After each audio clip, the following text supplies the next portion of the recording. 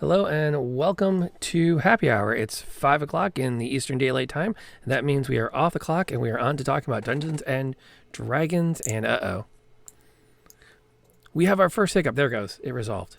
Whoa, we had the weirdest internet freeze, and I'm like, oh no! The Hero Forge layers have come for me. Exactly. Hello. Well, that's its own story. But let's get through the usual start of show stuff. I am Lantern Noir, your host. I stream a variety of video games and predominantly now Dungeons and Dragons content. We're playing a homebrew Ravenloft game, and I'm also running the Candlekeep Mysteries with two amazing groups of players. And then once a month we do 7th because every once in a while you have to buckle them swashes. And with me is the amazing Graybeard of Graybeard's Tavern. I do variety streaming on Sunday mornings. Other than that, I'm over at Indoor Adventures occasionally. This week, I'll be there on Wednesday doing Monster Noir, which is a game I wrote with those guys at 1 a.m. the day before we ran it. And we've been playing it now for 2 years, and it was supposed to be a one-shot. So we do that, and then you can see me here. That's it. I'm low on the bar nowadays, but I've got 2 off-stream games I play occasionally too. So that's me, GB. Cool. So I'll go first this time. My game week has been an interesting one. Wednesday night, last week, we had our first Candlekeep session, which we talked about last week on Thursday. And then Sunday night, we continued our delve in my homebrew Ravenloft game. This is how you know you have adventurers. They've worked their way to the bottom of a ruined castle where they've come across a sealed door. Not just like door that's locked, but a door that has been hermetically sealed with ship's tar to render it water and airtight. They walk up to the door and announce, "Oh yeah, we got to open that." Yes. No clue. The ancient elder seal painted on the outside. Yeah, no clue what's on the inside, but we're going to open that. And then there was quite a very much you loosen the cap for me moment because it came to the party mage to actually make the strength check to pull the door open. So that was a good time. They had a lot of fun with that game. So how about you? What's been going on this week? So this week, one of our players had finals or something, so couldn't play Thursday night, so no supers again. But me and the Grognards hung out on Saturday night, and we had a pretty good time. We ended up, because I ended up working again on Saturday, we ended up not playing, so we just sat around and BS'd for like 3 hours. So not much gaming there, but I did play on Sunday morning. We did Grifflands, and that was a pretty good time. And then, of course, me and the eldest house elf played our solo campaign over on Sunday evening, and that was a good time. She fought her very first hag. And she did it just her and a single NPC. Now, she's like 7th level and such, so she did pretty good. All things considered, her tactics were sound, and there were bumbling humans who the hag was going to eat, and she managed to save them, and they managed to distract her a couple rounds here and there by picking up sticks and rushing towards the hag, and the hag would use her illusion to turn the sticks into snakes and whatever. So like I said, we in that campaign, because it's a younger player, we have a tendency to ham it up quite a bit. So good times. As one should. Because that makes it fun. Yeah. Then I got really into a game out there called, and this is a video game, Oxygen Not Included.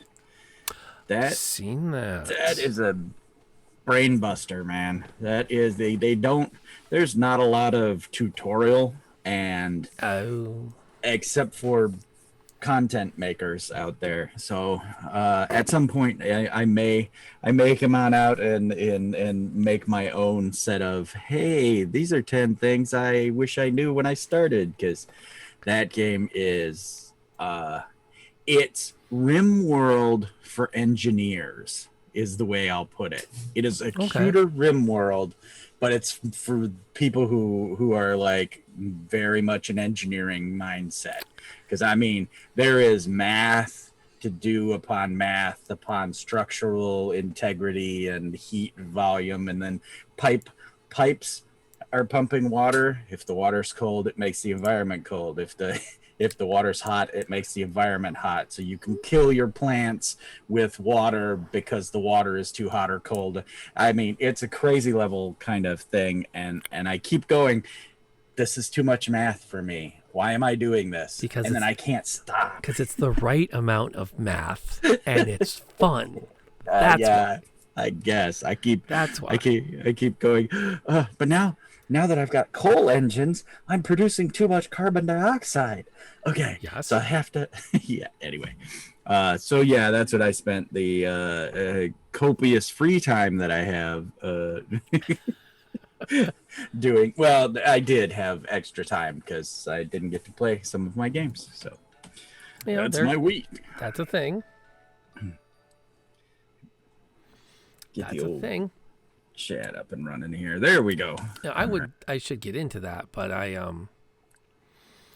still have my personal game library is growing faster than I have hours to play, because I just started playing Empire of Sin, and it's driving me nuts because I can't for the life of me figure out half of what's going on, and the in-game tutorials are useless for like the real nitty-gritty of running your empire.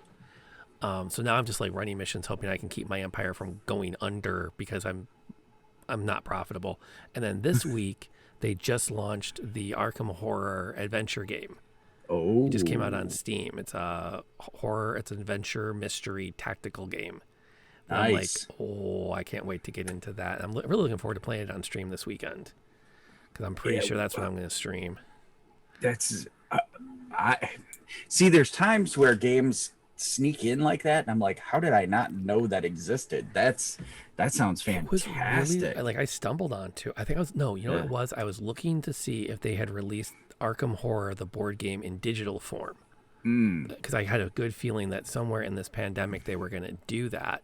Yeah. And they never did. But then I saw in the search on Steam, this pops up, and I'm like, okay, that'll work. Yeah. And Elder Sign is out there. Yes. Which on Steam, but the Elder Horror they have not put out. No, the actual Arkham Horror. The Arkham Horror board game with all the little like running around and picking up cards and encounters. That's not out yet. You can. I have a mod on Tabletop Sim. I've played, and that's not bad for solo play. Yeah. Because it's easier to pick up and put down than actually like laying everything on the table. Oh my God, yes. And all that jazz. I don't like Tabletop Sim for playing with other people because I feel like it's a little too good. I'd rather, I mean, it's a good physics engine, but it's like it's too many bits moving around and too much telling people to pick this up, but not that. It's like, I prefer my games to be all hard coded if I'm playing with other people, so we can just focus on enjoying the game. So, so there's that. But so it's been an interesting week on that front. Not a lot. I haven't seen a lot of new D&D news coming down the pipe yet. Nope. I did get to on the way home the other day. I managed to stop in and grab my hardcover of the fancy limited edition for Candlekeep. So they I walked in, and the guy who works at the shop, who's into more into the Twitter and stuff, he's like, hey GB, blah blah blah, and I'm like, hey, you got my book? And they were like looking around behind the counter, and he's like, I'll go grab you one. And I'm like, wait, no, limited edition cover. You know, I started to get a little panicked, like I would end up with normal cover. But no, can't have that. I can get that on Amazon. No, I love my brick and mortar. I buy all my hardcovers there from brick and mortar, just for no other reason than to keep them alive. And I always get the what is the Josh call it, shiny covers. It literally says in my bio in the thing, D&D books, any D&D books with the shiny quote unquote cover, just set aside for me. I'll be in to grab it. So it's another one though that, I have bought, I want to say, almost every module book that has come out, and I have only used one or two of them because I've either played or hope to play in all the rest. Like Saltmarsh, never cracked the book. Own it. Ravenloft, never cracked it because I played it. Almost all of them I've played in, but I want them, so I got them. The collector is strong in this one. Well, that's just the point where you have to start. You have to start migrating from player to DM. You got the books. Yeah. Time to start running it. Well, I use what is it? Tales from the Yawning Portal. I have used that one in my home game when I had a bigger home game. Now with the House Elf game, I just look up free D&D modules, short, or I grab something from the Adventurers League. Yeah, no. Now let's just say that at least the first adventure in Candlekeep really is probably up their alley. Nice. Get you to a table to play it, so you can experience it that way first, and then I can totally see it being one that's very easy to pull down to that level. And I skimmed through the second adventure, which I don't know why. I'm probably not going to get to it for like 4 weeks. Well, I'm picturing my group. They're a good group, and we give ourselves about 2.5, 3 hours, maybe 4 to play at a session. I don't see us blitzing this adventure. It's going to be too much fun. So, but I skimmed through that one, and that's another one that's like it's got some stuff, but it's not too heavy. It can definitely be made to work for a younger audience, and it's about books. Oh, they're all about books. Oh yeah, because it's Candlekeep. That's the hook. It's all about the books. Bibliophiles. Indeed. That's how our Wednesday night game ended up with the Barbarian. So the librarian. Yep. She's a barbarian that descended from a family of librarians. That's awesome. And just to mess with you, she's also a half elf, because why not? Why not? I have wanted to play a female tiefling noble with rage issues for a long time. For a long time. I've had that character in the wings. So we'll see someday. So speaking of rage issues, our topic of the week came from another Dungeons and Dads discussion that popped up last week that I read and went, oh, there is so much to unpack here.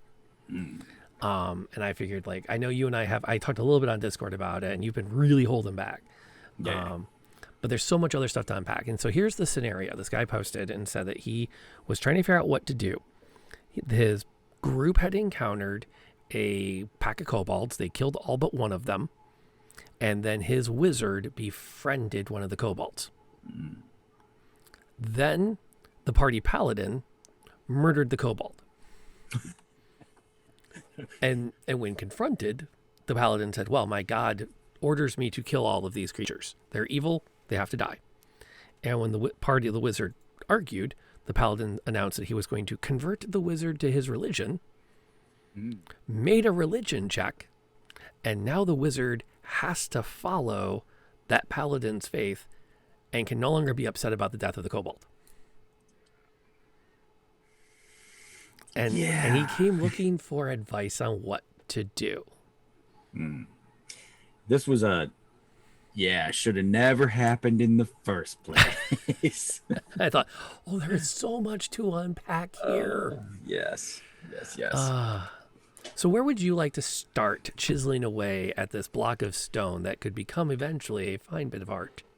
Well, we will start because we've talked about it before, and because it was my Tuesday tip on my Twitter today was again about PvP and such, that it should be handled in your session 0. You should definitely talk. Is it going to exist in our campaign? Do we follow the dice when it does exist? Not recommended, as we've seen in this situation. Or is it handle it as it comes up? I mean, does the game have mechanics for it? That kind of thing. So yeah, I think it should have been laid out first and foremost in session 0. Do we have PvP? Just for starters. Right. And even if you don't cover it in session 0, because I immediately flash back to did I talk about that with my Wednesday night group? And like part of it is the personality of the people I'm playing with. It's a very lighthearted group. It's a very energetic group. It never even entered my brain to talk about potential PvP issues. But that doesn't mean you can't revisit session 0 once your game is underway. You can say at the beginning of a session, some stuff came up. We need to lock down how we're going to handle it. We're gonna have a conversation for a while before we take our. Leave your dice in their cases for now. Yeah. Keep your dice bags loaded. We're not. No dice come out until we've had this conversation. Bleh. Which is also a really nice way of telling everyone this is going to be a player to player conversation. Yeah. And you don't get that rush. So just keep your dice away. If you're in a physical table, it's a nice easing into the moment kind of thing. But absolutely. So if you don't cover it in session 0, that doesn't mean you can't cover it. It just means go cover it. Make it a priority. And it would be one too that I would wait until you're gathered. I wouldn't just drop it on a Discord or a text or something. I would wait until, like you're saying, we're all gathered up. Okay, here's something that came up, because that's going to be more permanent, more memorable. Well, and there's less possibility of people starting to try to read into things. If they're doing a thing, they aren't going to read into what you wrote and try to find it's because you can quickly say, here's what I mean, here's where my concerns are, et cetera, et cetera, et cetera. So my other thought too is, if you're saying we're going to let the dice settle it, then a real great question I'd be asking is, why bother? Because everyone knows what they want to see happen. Yeah. It's really hard for any group to truly divorce themselves from the moment when there are no hard and fast rules to cover it, which things like, I'm going to make you follow my religion, I don't think appears anywhere in rules as written. So anything a DM comes up with as the rules is going to show their preference. Yeah. This DM clearly said, oh, it's a quick religion check. Well, they really wanted to see this resolved that way. Yeah. I would have done, okay, well, first you need to make a persuasion test. Then you need to make a religion test. This is a pose with an insight test. And then you have to this becomes an entire skill challenge. And then me being me, I'm like, oh yeah. And anytime you deviate from your faith in front of this person, they get to roll to unconvert. Right. Another. Yeah. So yeah, I would. Yeah, that's a pretty good way to make it I would have definitely drawn it out and made it more of a skill challenge kind of thing. And maybe had an opposed roll. Like, you make a religion check and you make either a wisdom save or sell me what skill are you going to use to defend yourself, or what part of I'm the wizard, I use logic versus your religion. However, however they would choose to do that. My You know, logic trumps your dogma. How yeah, is your logic any less dogmatic with your adherence to it? exactly. Yeah, exactly. Also, too, yeah, definitely do the either reoccurring where now the paladin has to keep up with this. You know, okay, you're deciding to convert this individual. You have decided to, to have this argument betwixt players, this face off, and you won. So now how are you going to maintain this situation, just Well, it's a little bit too. It reminds me of people who think they can change your mind with one argument on the internet. yeah, It's like the reality is no one buys into any philosophy from any single event. I mean, yeah. short of a burning bush Mm, or parting sea or empty tomb, there are very few documented cases of X happened, people converted to Y faith, yeah, unless it is at the point of a sword. I mean that's a very specific subset of people yeah, instantly convert. But outside of that, it's a process, and I'll often say when people say, "Why are you still arguing with these people on the internet?" Because I'm chipping away at it. yes, It's a process. The more times I say, that's a little racist, they get a little bit closer to going, "Wow, yeah, maybe it was." Not they're not going to do it in the first one, but it's not going to happen if I don't maintain that constant, like, hey, have you thought of it this way? Have you thought of it this way? So it's like the extended skill challenge makes a crap ton more sense than a single die roll yeah, to change a yeah. character. And one of the wrenches in the works for this that I had thought about was the use of magic. And this will lead back into the, okay, do we have this in our game? Because Garsh knows that if you have a bard in the party, they're going to be able to fly charms and whatnot, fly everywhere, and suggestions from clerics and stuff. So if you set it up that you can PvP, then well, all that stuff becomes viable. And as much as your lie barbarian librarian has that 6 wisdom, and the cleric then casts suggestion, you will kill all the kobolds we see. They're not going to make that wisdom save. They just literally are not. I mean, it would be a miracle. So, yeah. Although there's an easy lore way around that if you want to. So if you're thinking, gosh, I don't want this to become out of control, the easy out is remembering that an adventuring party usually, not all cases, have experience together. Yes. Even first level adventurers are still a cut above a commoner, so they had to do something to get to level 1. So Yeah. something happened from level 0 to 1. And the way I would do it, if the bard starts going, I'm going to throw this charm and this, everyone in the party knows the bard's tricks. Yeah. So the minute the bard starts making the Wookiee fingers, or starts slips into a particular kind of rhyme scheme, everyone in the party goes, whoa, stop. La la la Like, la la la I la la la. I have seen you do this. And the difference is most of the time, I mean 99 times out of 100, when the party goes somewhere and the bar goes, all right, I'm going to get us our free room and board tonight, and walks up to the bar, the dude has no clue what's coming. Yeah. Yep. I mean, and they make a point of that in some of the published adventures. Like, this is a bard to keep who is known to cater to adventurers. They have advantage on wisdom saves, right. because they know the shenanigans. And so that kind of factors into it. So, Yeah. But most of the time, people are like, I don't know what that guy's doing when he's making the finger gestures. Yeah. Until suddenly they're like, oh, hey, I should kill Earl over here. Yes. Yeah, exactly. I think it's a great idea to let you have my gold. Here. Yeah.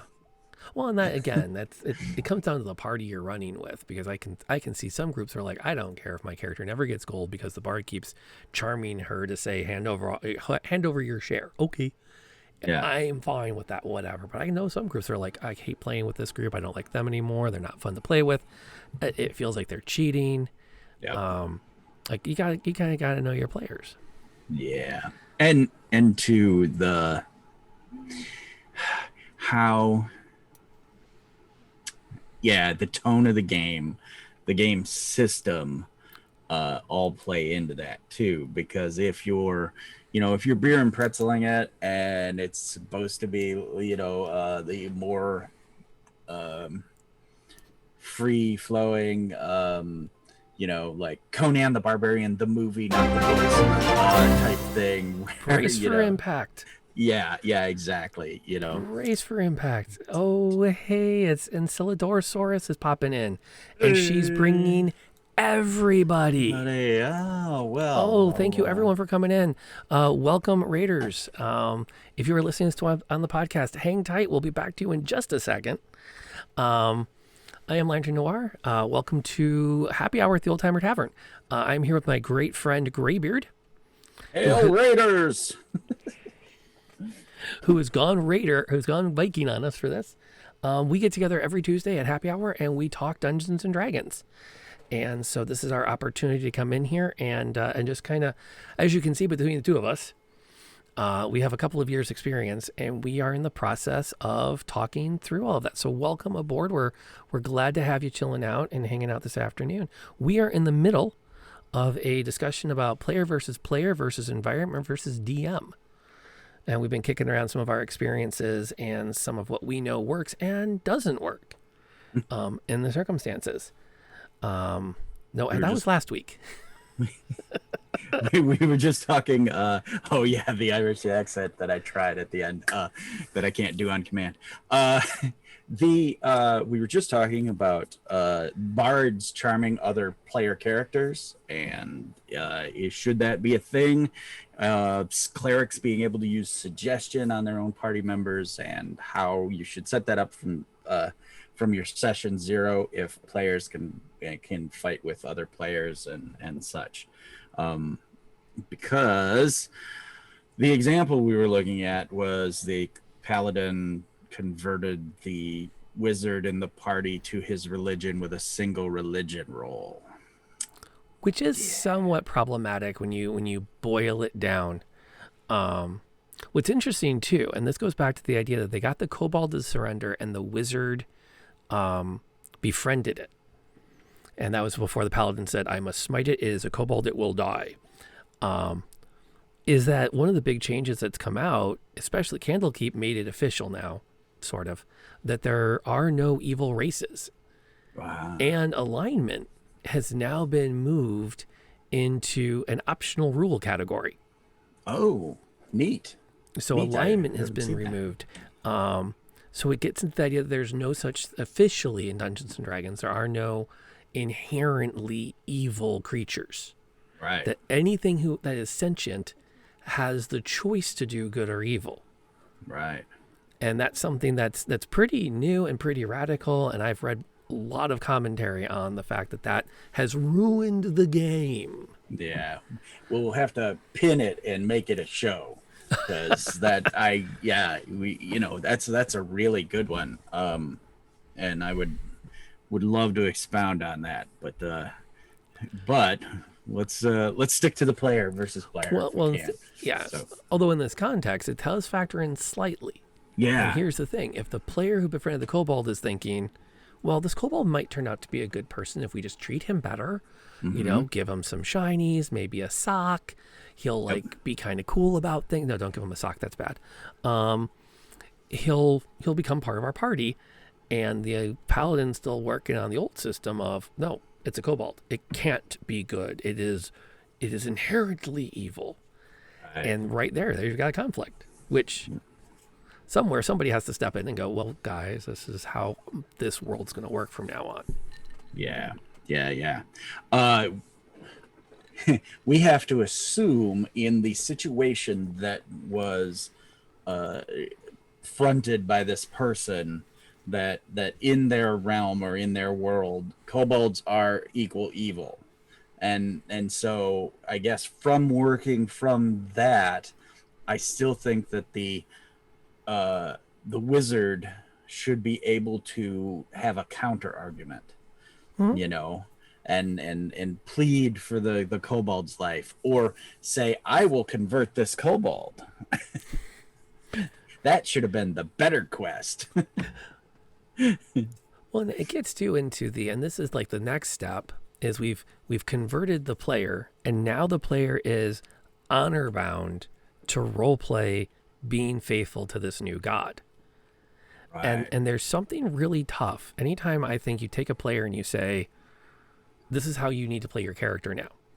Right. Because even on the topic of alignment, I've been, I think it was Matt Corville's the one that said it, where he said, alignment is descriptive, not prescriptive. Yeah. You play your character, and your alignment will change based on what you're doing because it's describing who you are in general. Mm-hmm. Whereas when you say it's prescriptive, it becomes, okay, I am a chaotic good character. In this moment, I have to do this because it's the chaotic good thing. Yeah. And that takes away half the fun. Well, and I think that it depends on how you use it, because if you use it as the gauge of, all right, I'm a knight of this order and my alignment is lawful neutral, how would I approach this situation? That's one thing. And with the ability to say, hey, I today's the day where I see the bad and I will hold, rebuke the law so that the greater good can flourish. I was thinking about that too. I don't want to spend too much on alignment because there's still stuff to unpack on this. But Yeah. you have seen Firefly. Yeah, oh, yeah. So you are familiar with the famous, at the end of the duel, a good man would show mercy, stabs him. I guess I'm okay. Stabs him again. And we know torture is wrong. Right. So stabbing a man who is down is torture. Right. Does this make Malcolm Reynolds no longer a chaotic good character? And then it gets really twisted, and we should really save this because it's one of those where it's turned. Well, is it evil to try to teach a lesson to someone who is evil? Evil beget evil, or is it okay because they're evil? Punishment for crime. Anyway, we'll pin more alignment for later because you really do. I alignment. can tell you're pulling back on that one. Yes. I was thinking about that moment this morning about because my players are in a situation. My paladin in my Sunday game has been confronted with a vampire begging for her life. Right. And insisting she can be converted back to humanity. And so now he's like, crap. Like, he wants to smite her. He is a paladin of Ravenkind. He is oath-bound to destroy the undead. Yeah. But isn't that an amazing quest to convert this individual and try to save them? Even if you believe that, as a player, that you believe that this is just a ploy to, save their skin, does your paladin believe that? and this is the thing about that whole I have to follow the religion. I would hate as a DM to ever tell a player, well, you have to still roll to attack. You don't get to decide in this moment. Yeah. Or worse, you're a good character. You can't smite her. Right. You have to hold back because that's what your character would. It's like, that's not what I bring to the table. Yeah. It's not my job to tell the players these kinds of choices for their characters. That's what players are for. Right. And I've rarely seen it end well. I did enjoy that due to player versus player.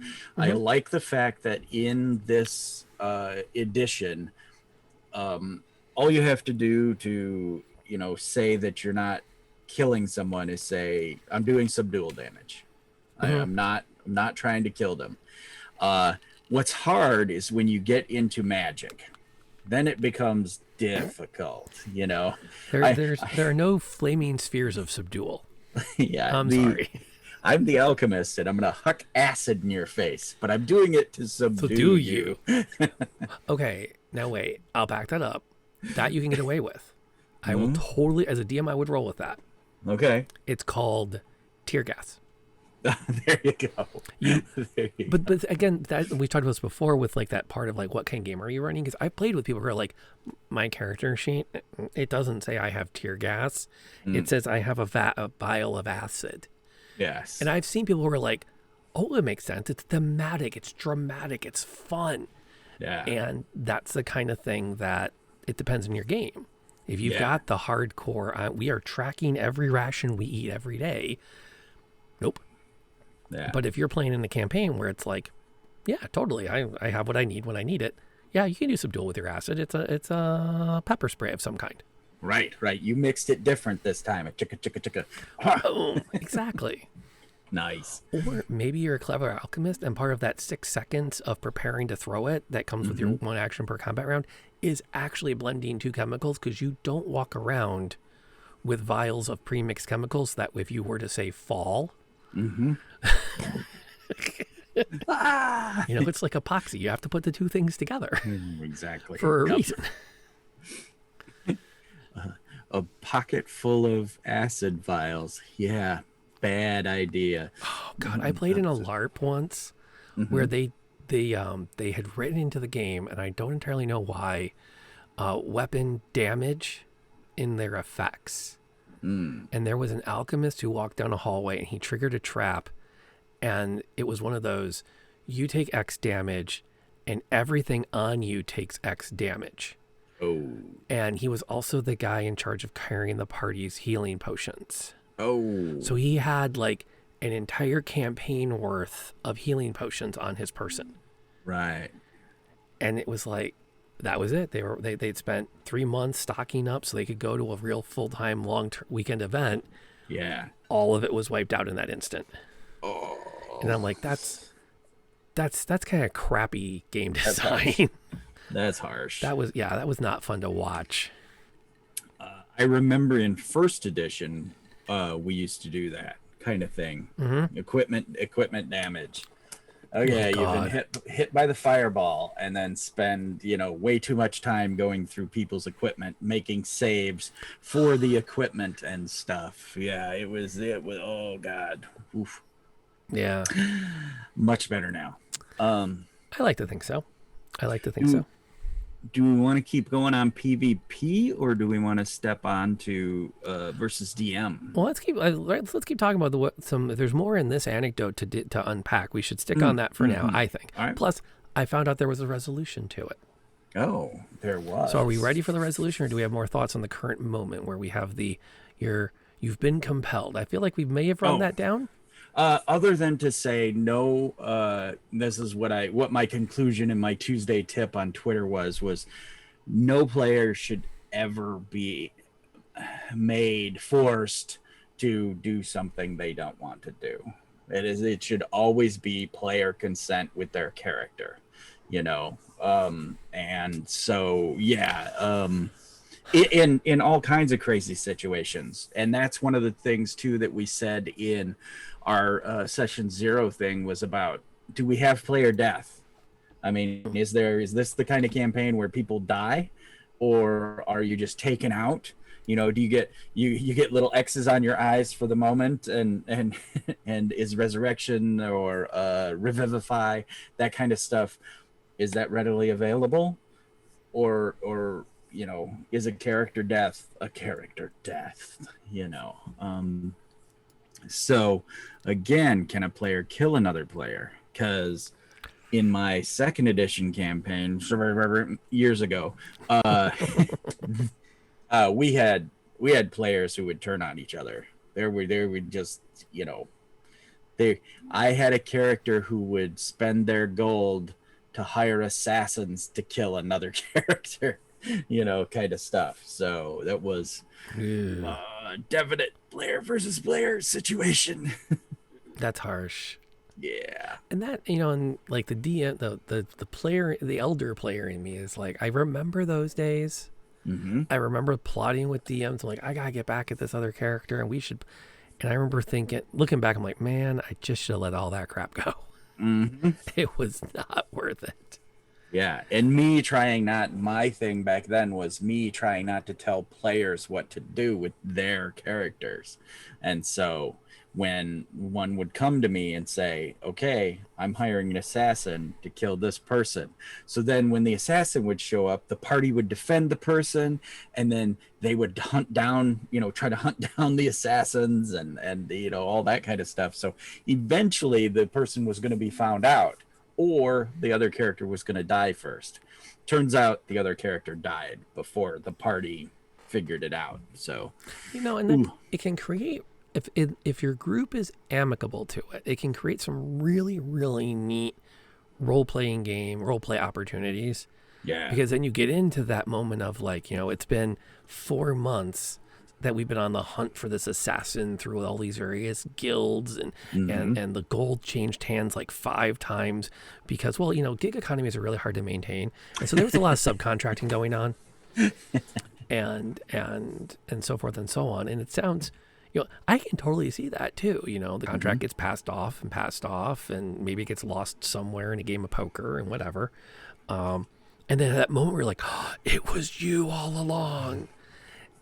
And my biggest thing, so if a player came to me now and said, I want to do this, the me now would say, okay, I'm down for you spending your character gold on this, but if I'm going to be the dungeon master that runs this is the end game. Yeah. Your character will be the legendary villain at the end. There is no coming back from this. Right. Once you sign up, there will be a moment where I will then reveal I have a copy of your character sheet that's going to be and things I've read in some of the things, a 5th level character is not a fight for a party of 5th level characters. Right. So you got to make it interesting.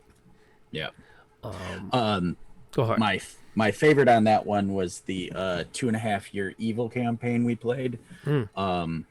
And the entire party was evil except for the druid, who was true neutral.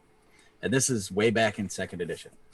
And I know I've told the story before, but it's very poignant for today.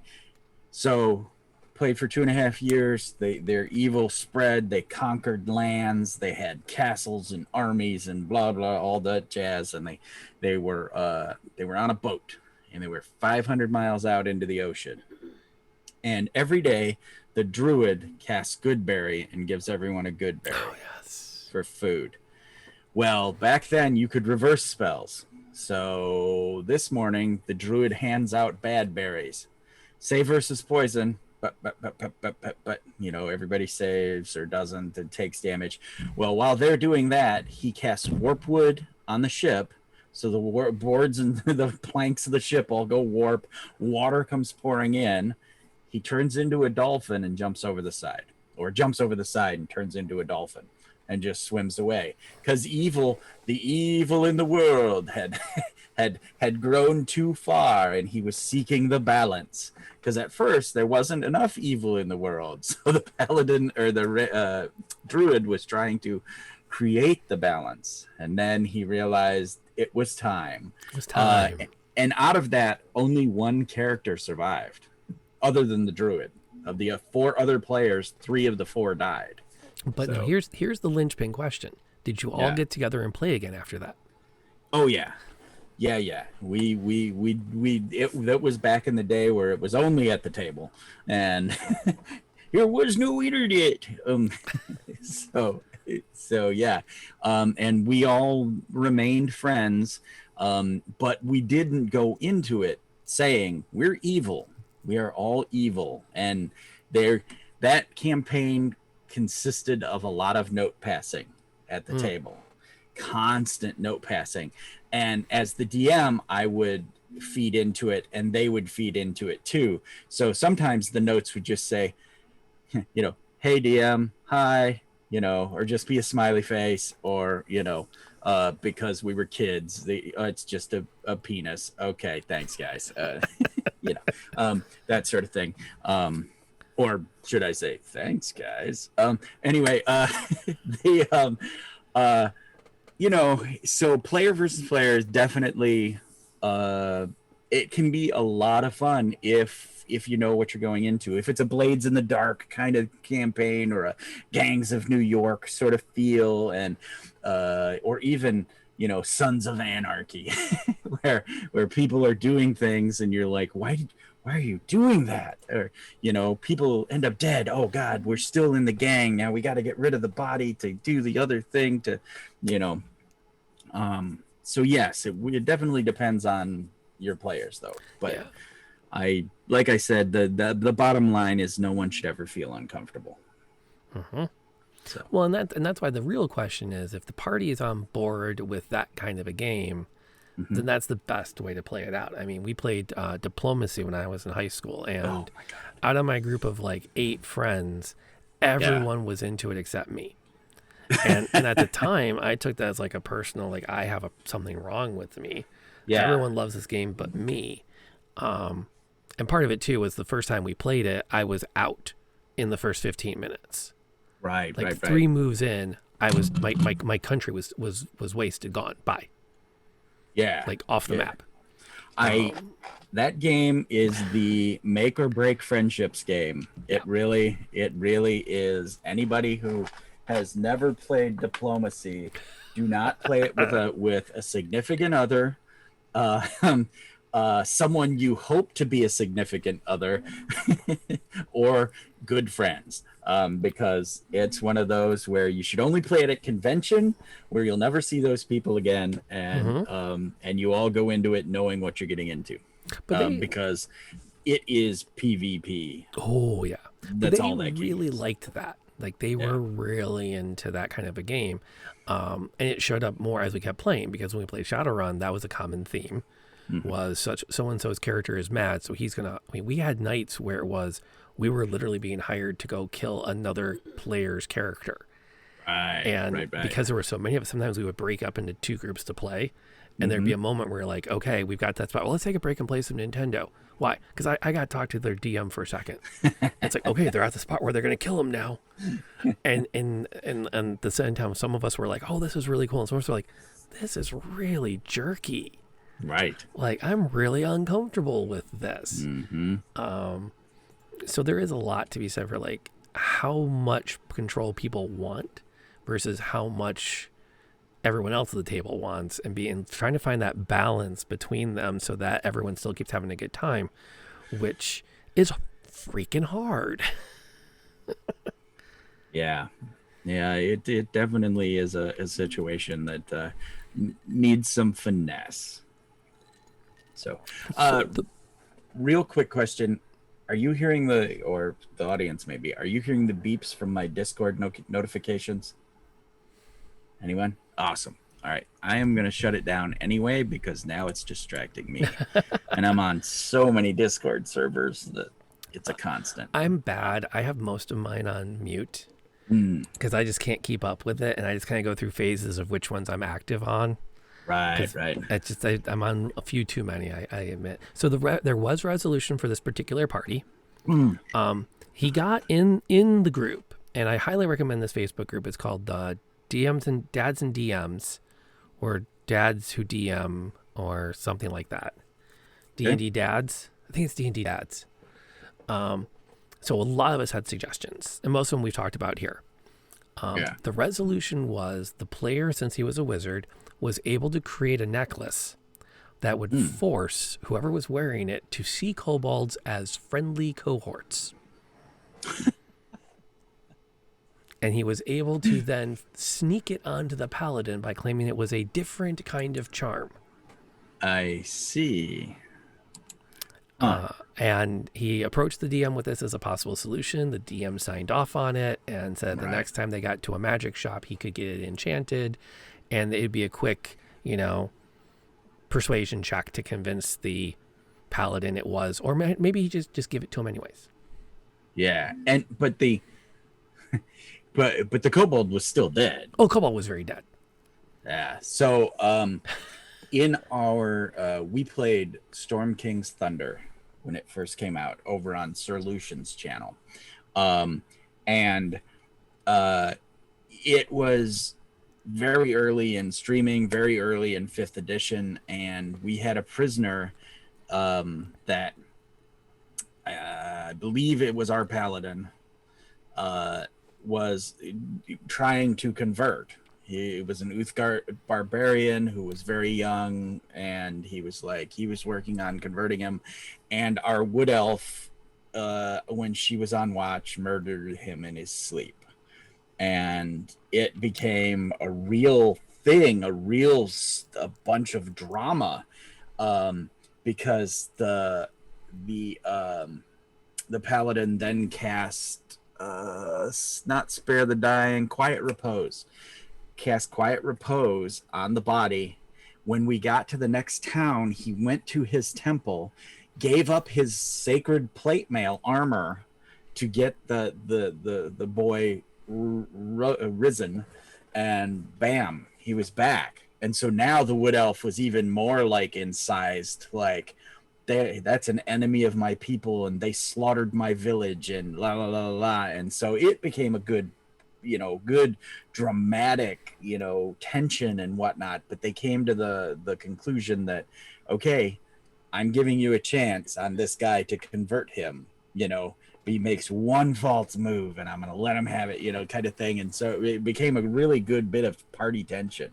And totally came from nowhere. We didn't see it coming as the other players, So yeah, it became our Civil War before the Civil War Marvel universe had that, or it occurred. They totally ripped that off. That's not cool on their part. Yeah, I know. Yeah, you should have at least gotten some royalties out of that. Yeah. Oh, my tinfoil hat disappeared. I needed to put it on to protect my brainwaves so they wouldn't steal stuff from me. Amen to anyway. that. And what is it with Killing the Night? Because that immediately reminded me of, we had a meltdown one night because our camp got attacked in the middle of the night. This was a Robotech game. And somebody got hit, but only with like a massive amount of damage. Right. But only by enough that if he was wearing a helmet, it would have protected him.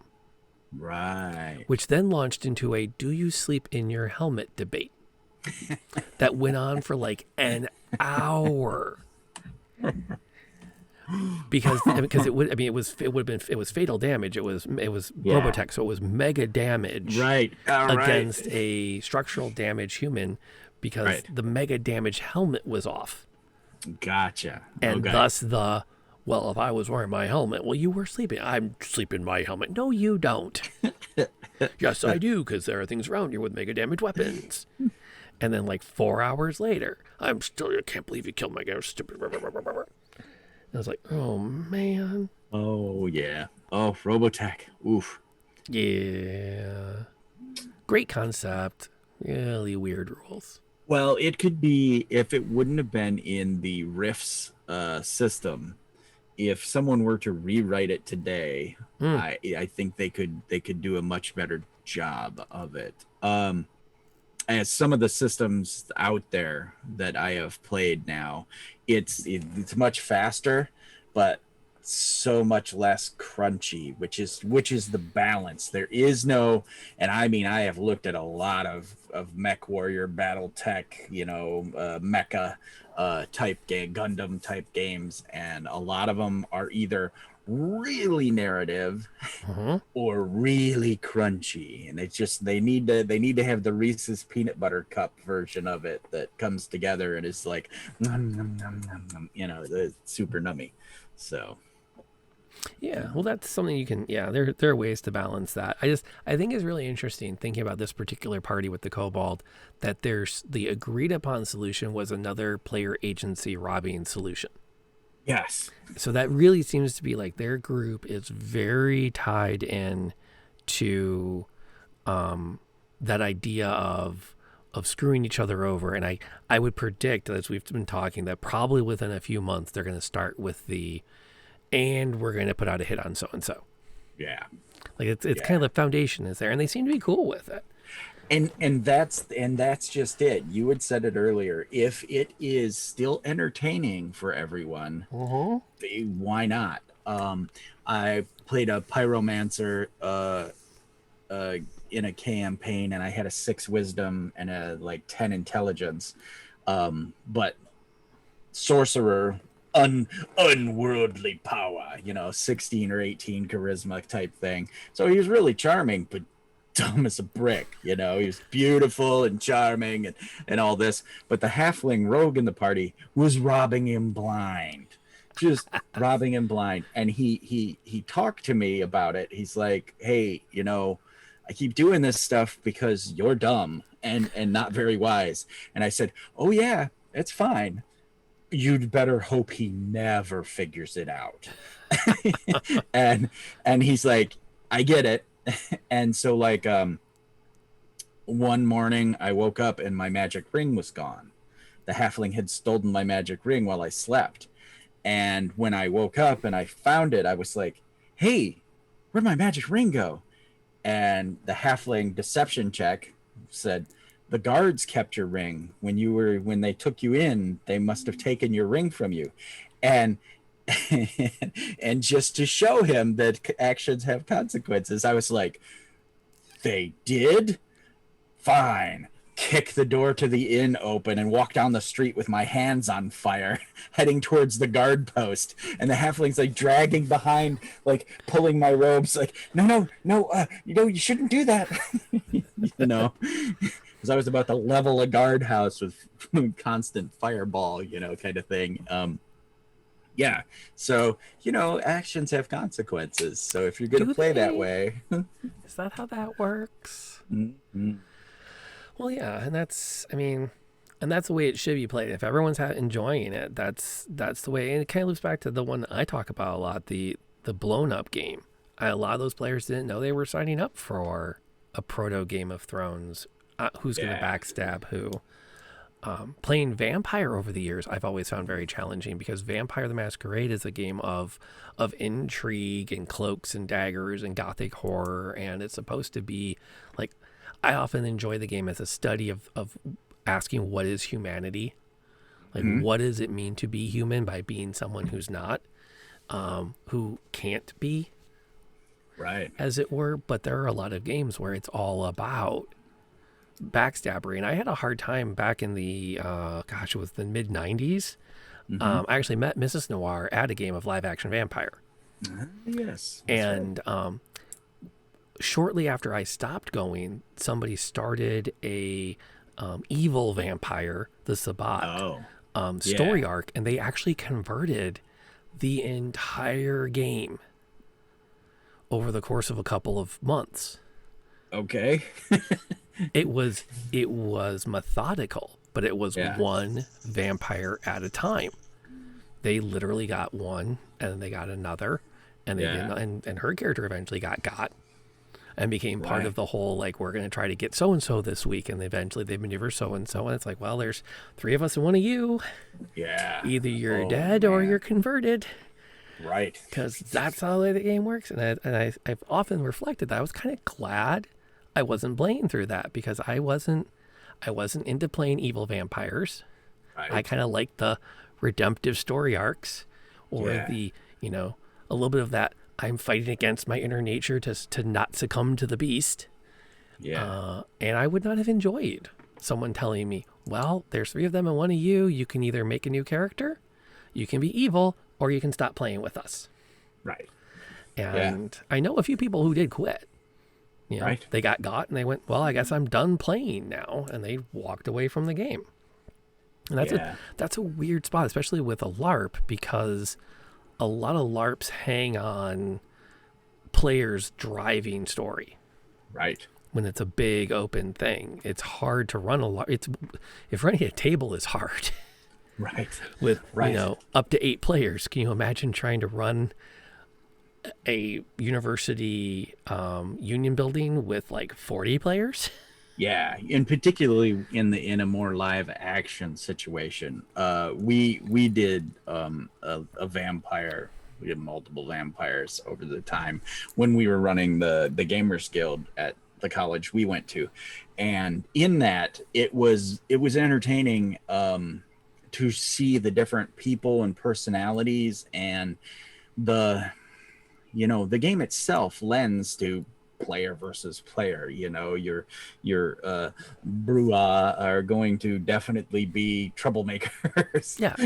in the extreme, and it really lends itself to that interpersonal conflict where you've got to mitigate is the real interpersonal conflict versus the player conflict, because we had some, not to be stereotypical, but to be stereotypical, some definite nerds playing, the guys who had only ever played Dungeons and Dragons, with goth theater kids coming in and being like, oh wow, I can be a vampire for reals, I will kind of thing. I will stand here and show off my knowledge of Shakespeare by ending every sentence with a quote from one of the plays. Exactly. And so yes, so then you've got all this, all this, the personality tensions going on,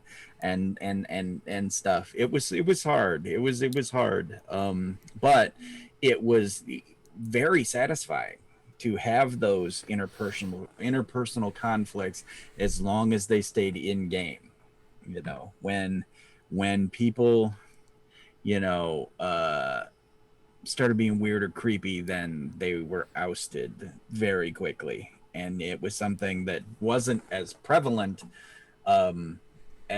Behavior wasn't as good, behavior wasn't as prevalent, and there weren't safety tools back then, so it was upon us running the game to implement that kind of thing, where it was like, time, okay, nope.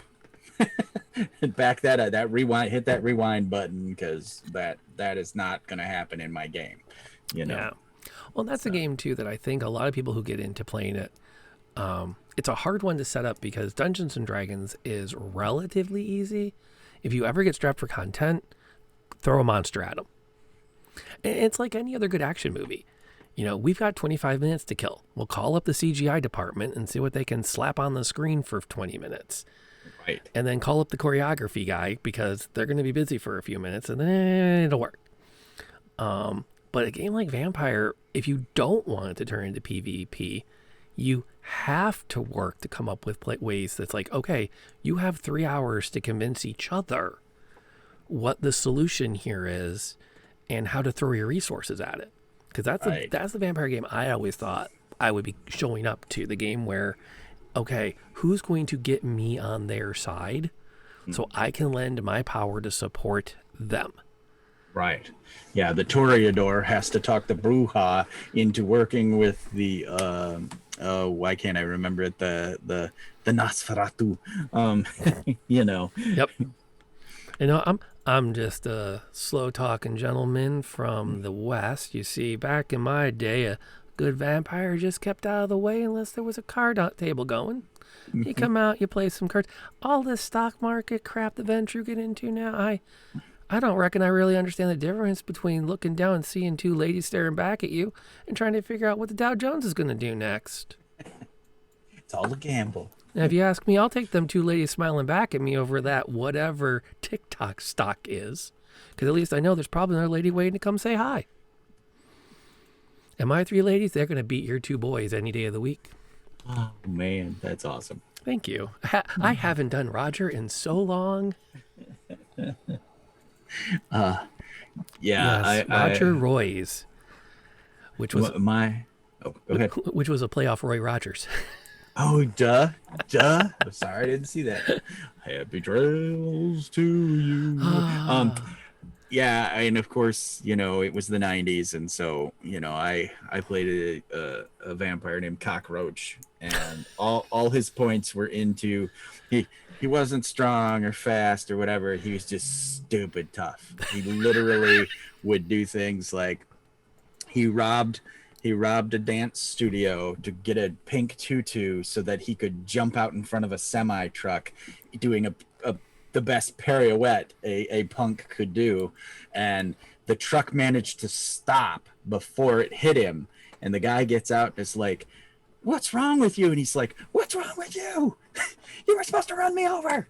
You know, that kind of insanity. You know, he had the daredevil trait and all that jazz. So it was just, it was about how much he could take, damage or abuse and whatnot. So yeah, different world.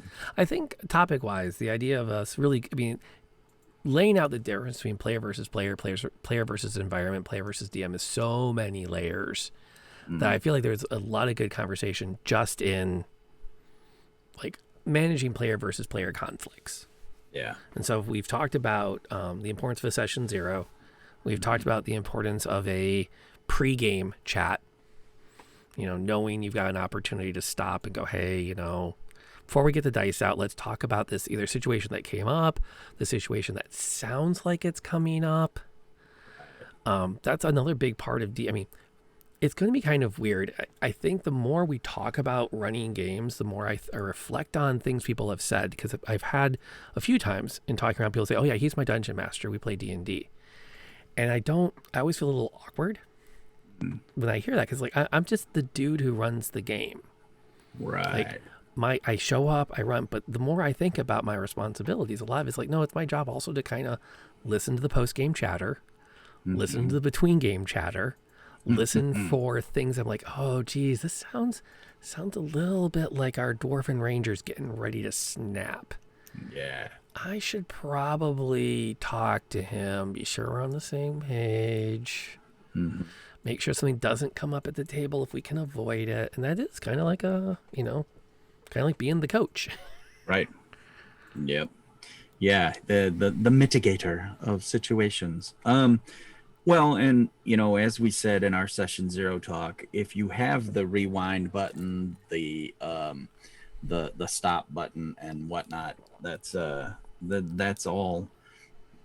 all good practice, so that when conflicts do occur, you have a tool to say, hey guys, can we just rewind that? I mean, or stop and say, guys, okay, is this, I mean, you're about to stab him. Is this where we want to go with this? Is this going to be part of our the way we play? Is that, you know, do we want to spend the next 4 sessions with, you know, an inter-party, you know, conflict? I'm just dealing with this kind of in our Monster Noir game, which is an improv game. So it's yes and the party split. They had, not only did they have a split, but then they had the 2 characters who were in love. One had been charmed by an elder, blah, blah, blah, and, you know, had stabbed the individual that they love while they were charmed. You know, that whole rigmarole. But they wanted it. They wanted the drama. So it was there. Well, what do we got? And that's, there was Neutrino wanted a clarification as to what the acronym and the stream title is. And that is the abbreviation for Happy Hour at the Old Timer Tavern, which is the official name of the podcast that we record live every Tuesday at Happy Hour. And I didn't say this when the Raiders came in. I really wish I had been more forward with it. Is that this is, while we are recording a podcast live here on Twitch, it is not scripted, and it is not. It is a free open table. The bar is open, and like listening to any. Imagine, if you will, you've entered into the Old Timer Tavern and you've seen these 2 old grognards talking D&D. Aside from a little self-consciousness, there's really nothing stopping you from joining the conversation. We're going to probably talk a lot more than you, but we're old and that's what we do. Like I said, pull up a stool, grab a drink, and, you know, hang out. and join the conversation. And if that's a little too intense for you and you don't want to break into the conversation while we're talking, which we are starting to wind down as we round out the first hour, we come up on the end of the show, you can send us emails at oldtimertavern@gmail.com. And we can always talk about those asynchronously on the show. You can also follow Graybeard at Graybeard Tavern on the Twitters. And throw him ideas. You know, you can, I want to say you can always slide into his DMs, but I feel like that's not a thing. You can if you follow me. I always follow back unless you're a Nazi or something horrible. And then yeah, then we can DM. We can DM back and forth. I'm pretty damn chatty, so Yeah. And there's a link to my always welcome. Discord, and we have a D&D chat channel set up. You can join us in there and talk D&D. Sometimes we'll do some pre-show chatter, kind of like suss out ideas. But again, the whole goal of the show is just to get together, talk D&D, talk experiences, swap old stories, and hope that the next generation of gamers doesn't have to learn the hard way like we did. I mean, you will, because when you're young, you're stupid, and you don't pay attention to the old farts. Ouch. Ouch. Okay. I'm sorry, that was a little harsher than it had to be. It was a long day today. But no, You're just gonna club that into them, Okay, I see how you are. no. I should be kind. And be really honest, it's the newest gamers that are teaching me the most. Because it's the current generation that's making me go back and analyze and explore and things too. Like you've got your pronouns up in the Zoom chat, which I'm capturing. I don't have mine up because it never occurred to me on this to do that. But for my Candlekeep game, I've got pronouns for characters and players up, and that's the kind of thing I'm trying to be better about. And those are things that younger people have pointed out to me and said, hey, dude, get with the program. But the goal is always to just kind of help share our experiences and kind of get the word out. So our topic this week was player versus player, and just some advice, kind of dissecting this one very specific situation of player versus player conflict that sounded like it worked out for the group, but left, I think, both of our first reactions were, oh, this is not good. Right. And that's what's really great about it is that we're able to look at it, and I usually, I'm lazy. I'm really lazy. Let me tell you, about this show. I usually don't know what we're talking about until like Sunday or Tuesday morning. Sometimes we kick it around, but we don't talk too much off air. We really don't, and we do it on purpose. We met a while back on a Discord, and we decided we wanted to do the show. We got 70 some years or more experience between the two of us in gaming, and we decided we'd save it for happy hour so we could have a drink and chat and get to know each other and get to know you guys. That's what what it's about, is talking, sharing, and exploring our hobby that we love. Sweet. And that is awesome with Candlekeep Mysteries. It is Gray just picked it up. I'm running it. And it is really a neat collection of little stories to be a great place to get started. They're really neat. And I'm so geeked to be running it. I guess it's a good segue too into kind of wrapping it up. I'm going to be on next tomorrow night. My next scheduled stream is tomorrow night. We're running the first official adventure of the Candlekeep series. And then I'll be back again running D&D on Sunday night. And in between, I've got a couple of scheduled game streams I'm planning. And there might be an unscheduled daddy-daughter time, because Kitty Kate desperately wants to become a streamer someday.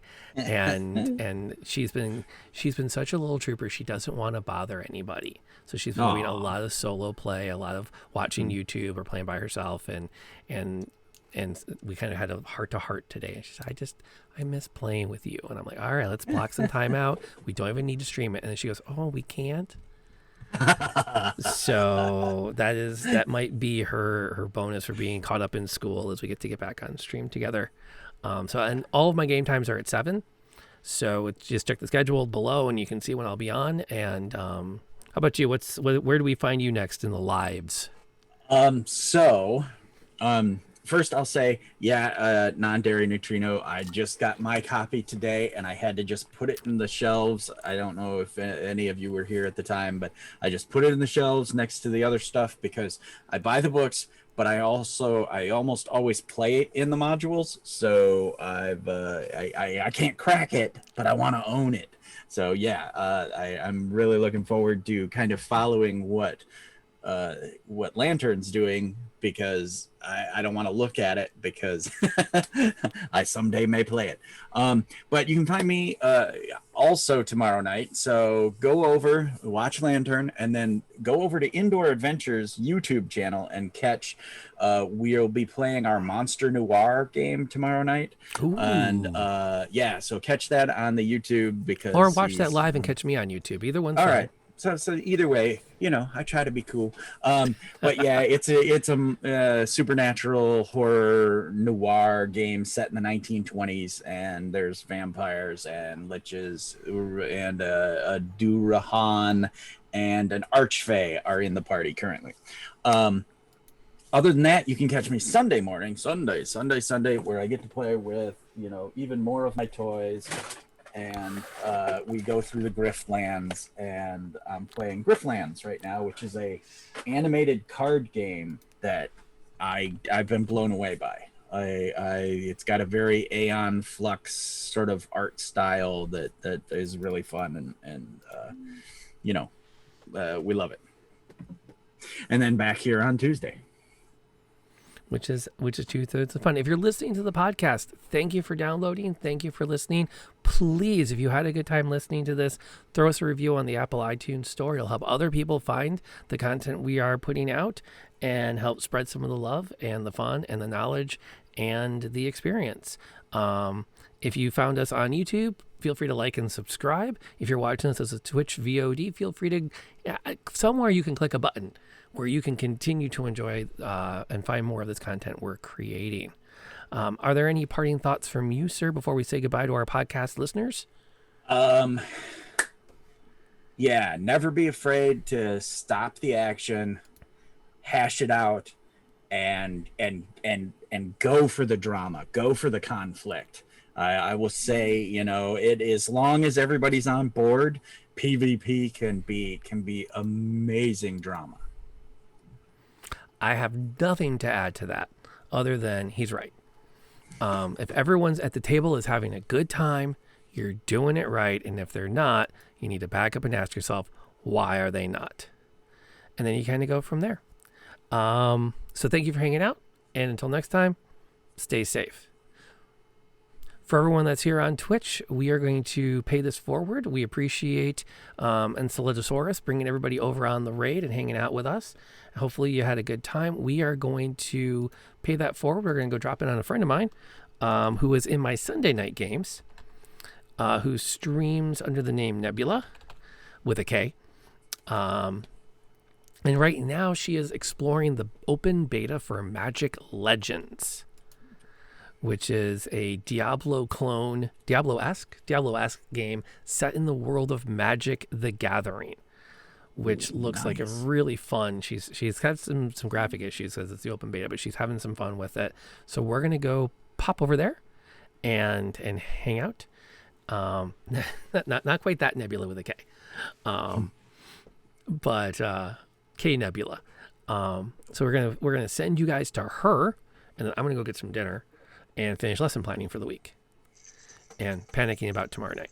So thanks for hanging out with us, Aaron Tier. It was good to have you. And don't be afraid in the future about chiming in and joining in the conversation.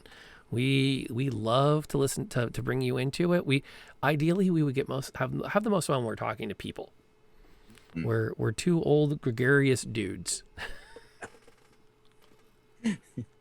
Extroverts. All right. So until next time, folks, remember, you have a face slot. You want advantage on your con check. Wear your mask. Stay safe.